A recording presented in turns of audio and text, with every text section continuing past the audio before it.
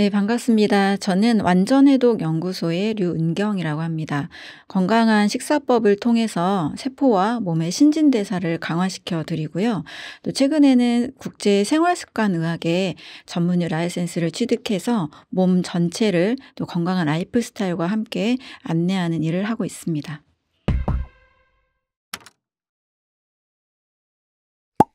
운동하면 건강해질 수 있는 게 착각이라고 저서에서 말씀하셨더라고요. 그게 왜 그런 건지 설명 부탁드릴게요. 네, 운동의 중요성은 사실 누구나 다 알고 있죠. 운동을 하면 심폐기능도 좋아지고 혈액순환도 좋아지고 근육도 증가하는 굉장히 좋은 이점이 있습니다. 그러다 보니 운동만 강조하는 것을 제가 조금 강하게 어필하기 위해서 운동만큼 중요한 것이 영양이다를 좀 더 설명을 드리고 싶었습니다. 예를 들면 저에게 상담을 요청하시는 분들 중에는 운동하다가 너무 체력 소모가 심해서 더 건강이 악화됐다 하는 분들이 또 종종 계시거든요. 근데 저도 아주 젊을 때, 20대일 때 너무 과하게 맞지 않은 운동을 하다가 굉장히 더 살이 찌고 체력이 더 안 좋아진 경우도 있었습니다. 그래서 운동하면 당연히 좋으나 운동만큼 우리가 정말 신경 써야 되는 것이 바로 영양이다라는 것을 강조하고 싶었습니다. 왜냐하면 우리가 아기를 생각하면 이해하기가 쉬운데요. 엄마 뱃속에 있는 아기는 운동하지 않고 엄마가 주는 영양소를 탯줄을 통해서 무럭무럭 자라잖아요. 너무 단순하게 단 두 가지의 세포가 자라서 아주 복잡한 생명체로 굉장히 무럭무럭 성장하게 됩니다. 이렇게 영양이라는 것은 한 개체가 더 성장하고 또 발전하기 위해서 체조직을 구성하는 성분이 되고 또 에너지를 만드는 성분이 되기 때문에 너무너무 중요한 거죠. 그런데 음식은 별로 신경 쓰지 않고 또는 어떤 음식이든 먹고 싶은 대로 다 먹고 나는 운동으로 건강관리해야겠다 이런 분들도 간혹 계시더라고요. 그래서 운동만큼 정말 더 중요한 것이 또 영양이다라는 것을 강조하고 싶었습니다. 따라서 운동을 하실 때는 세포에 꼭 필요한 영양소가 잘 흡수되게끔 식사를 하셔야 되고 그랬을 때 운동과 영양의 효과가 극대화가 됩니다. 어떤 분들은 또 운동을 무조건 많이 하면 좋다라고 생각해서 좀 먹는 거를 좀 대충 하더라도 운동 시간을 굉장히 늘리시는 분들이 있습니다. 하루에 3시간, 4시간, 5시간 이렇게도 많이 하시는데 이렇게 할 때는 분명히 우리 몸에서도 여러 역반응이 일어날 수 있습니다. 그 예로 우리가 산소를 마시면 이산화탄소가 만들어지면서 동시에 활성산소도 생깁니다. 이 활성산소는 호흡을 하는 동안에 당연히 발생하게 돼요. 근데 이 활성산소가 무조건 나쁜 것은 아닙니다. 정상적으로 세균, 바이러스, 곰팡이 우리 몸에 나쁜 것들을 없애주기도 하죠. 그런데 문제는 너무 과하게 운동했을 때 이 활성산소의 양이 매우 증가하면서 우리 몸을 다시 공격하는 나쁜 성향을 가지기도 합니다. 그래서 하루에 8시간, 10시간씩 굉장히 운동을 많이 하는 운동선수들이 있잖아요. 운동선수들은 이 활성산소의 공격을 일반인보다 훨씬 많이 받기 때문에 이 활성산소를 제대로 처리하지 않으면 실제 수명이 매우 짧아집니다. 가장 수명이 짧은 직업군 중에 하나가 운동선수로 알려져 있습니다.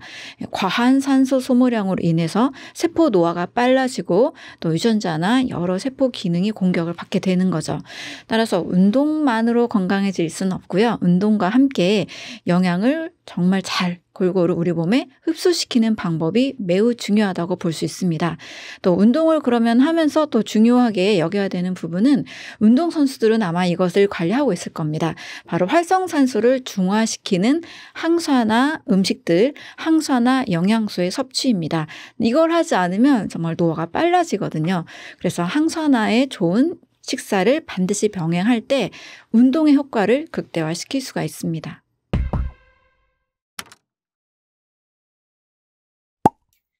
이렇게 먹을 게 많은 시대에도 소장님께서는 영양소 결핍의 시대라고 하셨어요. 그 이유가 무엇인가요? 네, 먹을 것이 넘쳐나는데 이상하게 아픈 사람들도 매우 많이 늘고 있습니다. 심지어 예전에는 고혈압, 당뇨 이런 질병들을 성인병이라고 했는데 이 단어가 쏙 사라졌어요. 왜냐하면 아이들도 걸리니까요. 소아 당뇨, 소아암, 소아 질환들이 굉장히 늘어나서 더 이상 성인병이 아니다라고 이제 국제적으로도 이제 사용하지 않는 단어가 돼버렸습니다. 먹을 것이 많아졌는데 아픈 사람이 더 늘어나는 이유는 저는 영양소 결핍이다라고 반대로 또 말씀을 드립니다. 그러니까 음식의 양은 늘어났고 음식의 종류도 매우 많이 늘어났지만 우리 몸속에 결국 영양의 균형이 매우 중요한데 영양의 불균형이 너무 심해진 거죠. 그래서 일부 영양소, 특히 탄수화물, 단백질, 지방, 특히 단백질 진짜 많이 강조하잖아요. 이 탄단지는 우리가 사실 부족하기는 굉장히 어렵습니다. 이 탄단지는 더 이상 결핍돼서 이게 부족해서 병에 걸린 사람은 아마 거의 없을 겁니다. 이 탄단지는 부족하지 않은데 이 탄단지를 에너지로 만드는 미량 영양소 그리고 활성산소를 중화시키는 항산화 영양소 쉽게 말하면 비타민, 미네랄 그리고 이것을 통해서 만들어내는 여러 조효소들 이런 것들이 매우 부족하게 되는 거죠. 그래서 음식의 양은 많아졌고 음식의 종류도 다양해졌지만 우리 몸은 균형 잡힌 이 세포의 영양이 매우 부족한 상태라고 볼 수 있습니다. 저는 그래서 영양 불균형의 시대 좀 세게 말하면 영양소 결핍의 시대라고도 말씀을 드리고 있습니다. 그리고 또 강조해 주신 게 소화라는 개념이 굉장히 중요하다고 하셨는데 몸 전체 건강에서 소화가 이렇게 중요한 이유가 무엇인가요? 잘 먹고 잘 자야 건강하다 이런 말 많이 하잖아요. 특히 어르신들은 아이들에게 골고루 잘 먹어야 된다 이런 말씀 정말 많이 하십니다. 왜냐하면 우리는 살아가기 위해서 에너지를 만들어야 하고 또 늘 체조직이 만들어지고 있기 때문에 피와 살을 만들어내기 위해서는 잘 먹어야만 합니다. 잘 먹는다라는 말은 매우 중요한 말이고 또 틀린 말이 절대 아닙니다. 그러나 이 잘 먹는다는 말 속에는 우리가 착각하는 것들이 사실 여러 가지가 있습니다. 크게 두 가지가 잘못되었는데요. 동시에 너무 다양하게 많이 먹는 것이 문제라고 볼 수 있습니다. 동시에 다양하게를 우리는 골고루 잘 먹는다라고 착각하기 쉽습니다. 그런데 우리 사람의 몸에는요, 다양한 음식들을 동시에 소화시키는 만능 소화 효소가 없습니다. 안타깝게도 탄수화물은 아밀라제라는 소화 효소에 의해서만 분해가 되고요. 단백질은 프로테아제, 펩신, 펩시노겐이 있지만 단백질만 분해합니다. 또 지방 분해 효소 리파제도 지방만 분해하죠. 이 탄단지를 동시에 완전히 소화시키고 또 분해해서 영양소로 쪼개주는 효소는 없습니다. 그래서 탄단지를 너무 골고루 드시게 되면 사실 소화가 잘 되는 게 아니고 너무 더부룩하고 소화하기가 매우 힘들죠.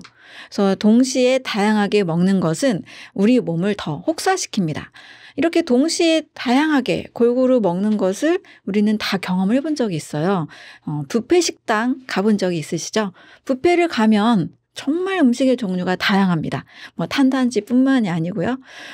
고기도 종류별로 생선, 해산물도 종류별로 있고 과일, 채소도 아주 다양하게 있고 디저트도 정말 많습니다. 정말 골고루 잘 먹었잖아요. 그런데 뷔페를 갔다 오고 나서는 우리가 힘을 얻었다라고 보기가 참 어렵죠. 소화시키느라고 더 몸이 힘이 듭니다. 가스가 차기도 하고 트름이 나오기도 하고 정말 식곤증으로 굉장히 시달리기도 하고 일하는데 오히려 더 방해가 되죠. 그래서 골고루 동시에 먹는 것은 매우 좋지 않은 식사법입니다.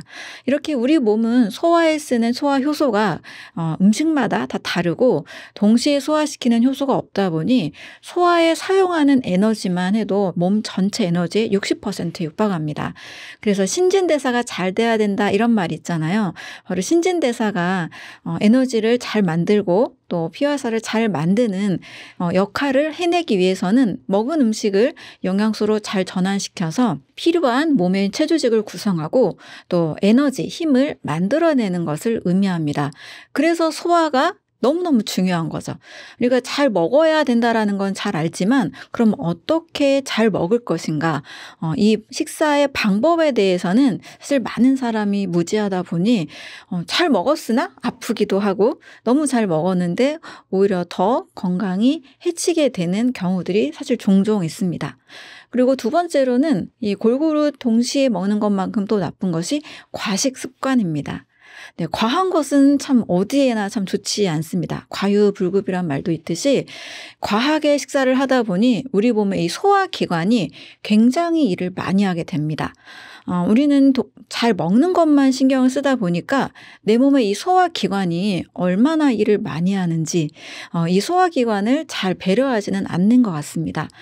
예를 들면 우리가 심장을 잘 보호하려고 하고 또 뇌의 건강을 잘 보호하려고 하는 것은 좀 신경을 쓰는 것 같은데 늘 먹는 것에만 집중하다 보니까 잘 먹어야 된다 이 말만 집중하다 보니까 먹는 것을 잘 소화시키는 소화기관의 건강 상태는 잘 체크하지 못한다는 거죠. 예를 들면 이제 위장이 약한 분들, 또 췌장이 약한 분들, 간이 약한 분들은 일단 소화 흡수하는 데 있어서 굉장히 어려움을 많이 겪습니다. 그래서 우리가 먹는 것만 집중하는 게 아니고 얼마나 적당히 양을 잘 먹을 것인가를 잘 생각을 해서 내 몸의 소화기관이 지치지 않게 식사를 하는 것이 매우 중요하다고 볼 수 있습니다. 특히 암 환자분들도 많이 이제 제가 상담을 하게 되는데 일단 많이 병원에서 하시는 말씀들이 잘 먹어야 합니다. 체력을 잘 유지시켜야 됩니다. 항암 이 치료를 받으려면 체력을 줘야 되니까 무조건 잘 드세요. 이런 말을 참 많이 들었다고 하십니다. 그런데 막상 이 항암제 맞고 치료받으면서 입맛이 너무 사라지는 거예요. 또 억지로 먹어야 되니까 먹었지만 구토와 또 오심 증상 때문에 굉장히 식사가 고통스럽고 두려운 분들이 많이 계십니다. 그것은 잘 먹어서 체력을 만들어내야 되는 것은 분명히 맞는 말이지만 내 몸의 이 소화기관의 상태가 어떠한지 전혀 체크하지 않고 소화효소가 정말 잘 나오는지 담즙 분비가 잘 만들어지는지 췌장에서 소화효소나 혈당 호르몬들이 잘 나오고 있는지 이런 소화기관을 더 튼튼하게 하는 방법에 대해서는 사실 많은 사람들이 놓치고 있다는 거죠. 따라서 우리가 에너지를 잘 만들고 또 세포나 조직을 잘 구성하기 위해서는 잘 먹어서 소화시킨 후에 내 몸에 영양을 잘 흡수시키는 것까지 생각을 해야 된다는 겁니다. 그러기 위해서는 이제 소화기관의 건강 상태를 배려해서 식사의 양이나 식사의 종류, 방법까지도 잘 신경을 써야 된다는 이유가 되겠죠. 특히 과식을 하거나 너무 복잡하게 많이 먹었을 때 우리 몸에서는 소화불량이 생깁니다. 소화불량 한 번쯤은 다 경험해 보셨잖아요. 소화불량이 되면 일단 속이 좀 불편하고 트름도 나오고 가스도 나오고 하는데 이 소화불량을 우리는 그냥 어쩔 수 없는 그냥 늘 그냥 가볍게 일어나는 그런 질환으로 보기가 쉽습니다. 하지만 저는 만병의 시작은 소화불량에서 비롯된다라고까지 굉장히 중요하게 말씀을 드립니다. 그 이유는 완전히 소화가 되지 않은 음식의 찌꺼기들은 우리 몸에 남아서 대사 독소로 작용을 하기 때문입니다. 탄수화물이 완전히 소화가 되지 않으면 발효라는 현상이 일어나게 되고요.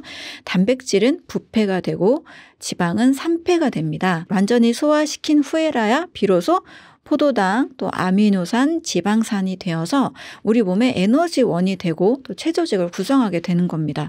그런데 발효되고 부패되고 산패되는 현상이 만약에 눈에 보이는 밥상 위에서 일어나면 다 굉장히 기피할 거예요. 이제 엄마가 불고기를 해서 일주일 동안 식탁에 뒀다가 한번 생각을 해보세요. 다 썩어서 냄새나고 막 쓰레기가 돼버리잖아요. 이렇게 눈에 보이는 음식물의 부패는 우리가 굉장히 민감하지만 내 몸속에서 일어나는 음식의 부패에 대해서는 굉장히 좀 가볍게 여깁니다. 하지만 반드시 소화불량은 우리 몸에서 부패가 일어나고 있는 현상이라고 이해하시면 좋겠습니다. 이렇게 부패가 일어나면 이제 이 찌꺼기들이 우리 몸에서 곳곳에 몸에 쌓이게 되고 또 잘 처리가 되지 않는 현상이 일어납니다. 또 이 독소들이 곳곳에 쌓이게 되면 이것들이 또 염증을 일으키게 되고 염증이 오랫동안 계속 지속되면 각 장기들, 조직의 상태가 나빠지면서 때로는 혹으로 더 변화하고 또 암으로도 발전할 수 있는 시작이 됩니다. 그래서 저는 이제 소화 불량을 조심하시고 소화 과정 중에 발생하는 이 소화 독소, 대사 독소들을 꼭 제거하시는 이 해독에 대해서 매우 중요하게 말씀을 드리고 있습니다. 이렇게 말씀드리면 뭐 대사 독소가 뭐 있냐, 뭐 병원에 가면 왜 그럼 검사 안 하냐 이런 얘기 많이 하시거든요. 뭐 병원에서는 독소란 단어가 사실 잘 언급이 안 되잖아요. 그렇지만 여러분들도 충분히 많이 들어봤을 법한 대사 독소가 있습니다. 대사 과정 중에 생기는 성분인데요. 요산에 대해서 들어보셨을 겁니다. 이 통풍의 원인이죠. 이 통풍은 요산이라는 찌꺼기가 뼈와 관절에 쌓여서 생기는 질병인데요. 바로 이 요산이 단백질의 대사 과정 결과 생겨나는 독소입니다. 너무 많다 보니 몸에 여기저기 쌓이게 되는 거죠. 또 뇌에서 많은 질환을 일으키고 있는 베타 아밀로이드라고 들어보셨을 겁니다. 뭐 치매, 알츠하이머 원인으로 알고 있는 독성 물질이죠. 이것도 역시 우리 몸에서 그냥 왜 생겼을까요? 몸이 깨끗한데 생겼을까요? 완전히 소화가 돼서 찌꺼기가 싹 나가면 이런 것들이 잘 생기지 않겠죠. 그래서 알게 모르게 우리가 지금은 몇 가지 이름만 알고 있지만 그 외에도 보이지 않아서 그리고 잘 챙기지 못해서 이름을 알 수 없는 수많은 대사 독소들이 우리 온몸에 남아서 세포와 조직을 상하게 하고 있을 겁니다. 따라서 식사를 한다는 것은 영양소만 생겨나는 게 아니고 이 중간에 대사 과정 중에 꼭 찌꺼기들이 발생하기 때문에 항상 최대한 자연에 가까운 순수한 식사를 하려고 노력하는 자세, 그리고 해독에 좋은 식사나 해독에 좋은 음식들을 반드시 섭취하려고 하는 것이 매우 중요하다고 볼 수 있습니다.